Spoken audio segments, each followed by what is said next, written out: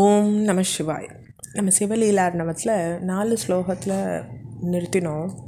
அதில் தேவி மகாகாளிதாசருக்கு எப்படி அருள் புரிஞ்சா, திருஞான சம்பந்தருக்கு எப்படி அருள் புரிஞ்சான்றதை பார்த்தோம். அதில் ஒரு கதை வருது. உஜ்ஜயினியில் மகாகாளி ஆலயத்துக்கு முன்னே திடலில் ஆட்டிடைய பையன் ஒருத்தன் ஆடுகளை மேய்ச்சின்னு இருந்தான். எதிரேச்சியாக காளியின் ஆலயம் ஒன்று தெரியறது அவனுக்கு. அவன் அதில் கைகளில் ஆடு ஓட்டும் கோளோடையே நுழையிறான். அந்த சந்நிதியில் தீபம் மட்டும் எரிஞ்சுட்டுருக்கு. அம்பாள் 16 கைகளை விரிச்சுண்டு வாய் நிறைய தாம்பூலத்தோடு நின்றுருக்கிறத பார்க்குறான். இடையப்பையன் அம்பாளை பார்த்து திடீர்னு சிரிச்சு விடுறான். தேவி அவனை பார்த்தா, ஏன்பா சிரிக்கிறேன்னு வாயை திறந்து கேட்டான். அம்மா, எனக்கு 2 கைகள் தான். நான் அசந்து படுத்துக்கும்போது ஒரு கையை தலைக்கு, மற்றொரு கையை பக்கத்தில் போட்டுப்பேன். அம்மா, நீ படுத்துண்டாக்கா 2 பக்கத்துலேயும் 8 கைகளை நீ எங்கே வைப்ப? திரும்பி படுத்தா கைகளை எப்படி எடுத்து வச்சுப்பேன்னு நினச்சேன், சிரிப்பு வந்துட்டதுன்னு சொன்னான். அப்போ நமக்காக ஒரு குழந்தை பரிதாபப்படுறதே நினச்ச தேவி தான் சூளத்தின் நுனியை தன் நாக்கில் ஊறுற தாம்பூல ரசத்தில் தோச்சு அவனுடைய நாக்கில் அஸ்தின்னு எழுதுறான். இந்த இடையப்பையன் மகாகவி காளிதாசனா அப்போ மாறிடுறார். அஸ்தியுத்ரசஸ்யாம் அப்படின்னு ஆரம்பித்து குமார சம்பவம் அப்படின்ற காவியத்தை, கஷ்டித் காந்தா அப்படின்னு ஆரம்பிக்கிற மேக சந்தேசம் அப்படின்ற காவியத்தை, வாஹார்த்தா விவ அப்படின்னு ஆரம்பிக்கிற ரகுவம்ச காவியத்தையும் அந்த பையன் மகாகவி காளிதாசராக மாறி எழுதுகிறான். அதைத்தான் இந்த 4வது ஸ்லோகம் நமக்கு சொல்கிறது. அப்படி உன்னோட தாம்பூல சாரேன பரோ ஜனன்யா, அப்படி ஒரு புது ஜனனத்தை உன்னுடைய தாம்பூலத்தினுடைய மகிமை கொடுத்ததேமான்னு இந்த 4வது ஸ்லோகத்தில் தீட்சிதர் சொல்கிறார். அடுத்து 5வது ஸ்லோகம்.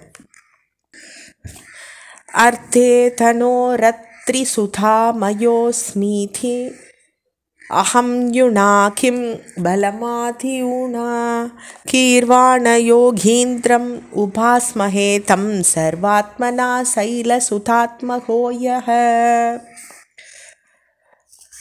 அப்போது என்னுடைய திருமேனியின் பாதியில் தேவி இருக்கான்னு பரமேஸ்வரன் அகங்காரப்படுறதுல என்ன பெருமை இருக்க முடியும்?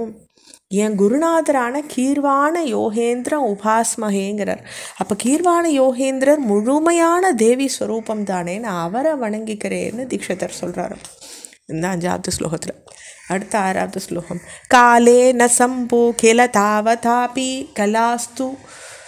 கலாஸ்சதுஷ்ஷஷ்டி மிதா பிரணித்யே த்வாசபிதம் பிராப்ய சமா பிரபந்தான் சதம் வியாதத அப்யதீக்ஷிதேந்திரஹ. அப்போ பரமேஸ்வரன் சம்பு அநாதி காலமாக இருந்துட்டுருக்கார் இல்லையா? அத்தனை காலம் இருந்து அவர் சாதித்தது என்ன? தாண்டவம் முதலிய 64 கலைகள் தான். என் பாட்டனார் அப்பை தீட்சிதர் இருந்தாரே, அவர் 72 ஆண்டுகள் தான் வாழ்ந்தார்.